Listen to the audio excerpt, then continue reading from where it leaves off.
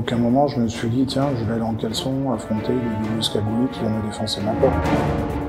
Je suis descendu voir en embarquant une vieille épée de tournoi qui était cassée, réparée. Il a mis un premier coup d'épée dans la tête, il a démarré la voiture qui est partie s'encastrer dans mon portail. Sauter, on va te retrouver. Barré, connard, t'es chez moi. Je sais pas pourquoi ils étaient là. Mais qui s'attaque à ma famille, ça c'était même pas envisageable.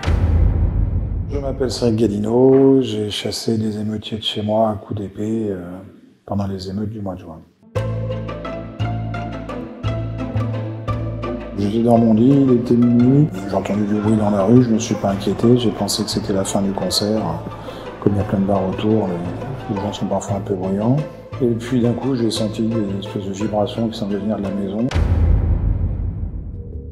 Donc je suis allé voir une fenêtre ce qui se passait et j'ai vu quelques dizaines de personnes de masser devant chez moi avec des fumigènes rouges et surtout j'ai vu qu'il y avait un groupe en train d'enfoncer le portillon de mon portail.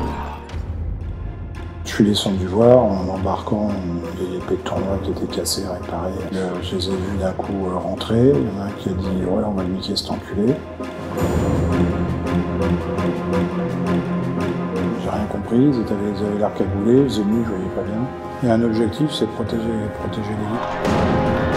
Quand c'était entre 6 et 8, à aucun moment je me suis dit « tiens, je vais aller en caleçon affronter des vieux cagoulés qui viennent me défoncer ma porte ».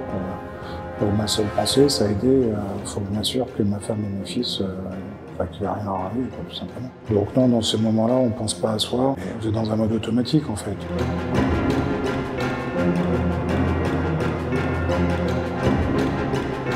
Je pense qu'il y en a un qui a dû me voir descendre, un grand barbu en caleçon avec une grande lame à la main, qui a dit aux autres d'aller se planquer dans ma voiture qui était sous le porche.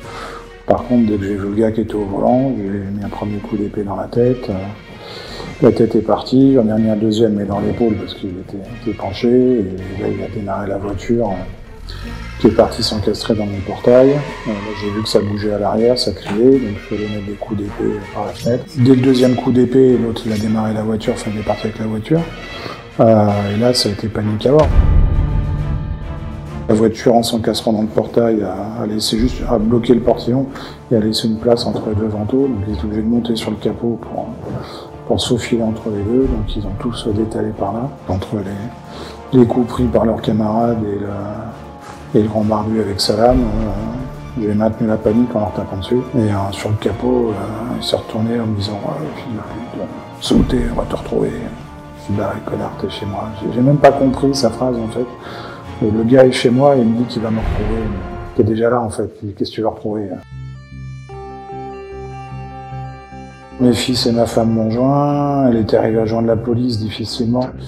Et puis avec mes fils qui étaient allés chercher d'autres épées, on a monté la garde devant le portail. Et moi j'ai barricadé, j'ai envoyé ma femme et mes enfants se coucher, je crois qu'ils n'ont pas dormi non plus.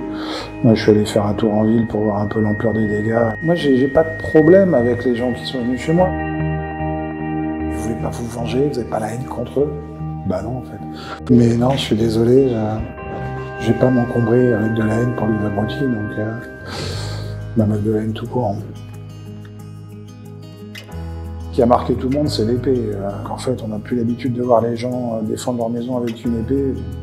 C'est ça c'est le côté voilà, chevaleresque. Je suis content que ça se soit bien terminé, parce que ça aurait pu être beaucoup plus grave pour eux ou pour moi. Ce qui a fait, je crois, l'unanimité quand même, je crois que ça tout le monde a été d'accord, c'est qu'un père de famille qui défend sa femme, ses enfants, sa maison, tout le monde est d'accord là-dessus. Mais je voyais pas d'autre solution de toute façon. Enfin, il est hors de question que je laisse rentrer chez moi. Ça, je sais pas pourquoi ils étaient là. Mais qui s'attaquent à ma famille, ça c'était même pas envisageable.